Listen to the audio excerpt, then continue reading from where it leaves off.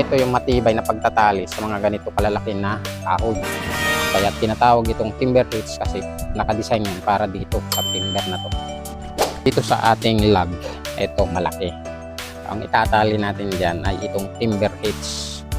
Una, itawid natin itong tali, kunin natin dito sa ilalim. Ayan, hilain lang natin ito. Maglaan tayo ng mga 1 feet dito sa dulo. Tapos saka naman natin iikot at ipasok dito sa loob pabalik. Ipaikot natin ng at least 3 beses. So meron na tayong isa, pangalawa at saka pangatlo. So ganito yung itsura ng timber hitch.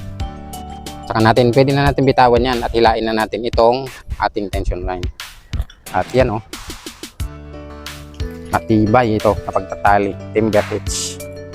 Kung may bago ka na namang natutunan, huwag kalimutang mag-like, comment, follow for more. Madali lang itong tanggalin. Hilain mo lang na ganyan, tapos ibalik mo na. Ayun, tapos na.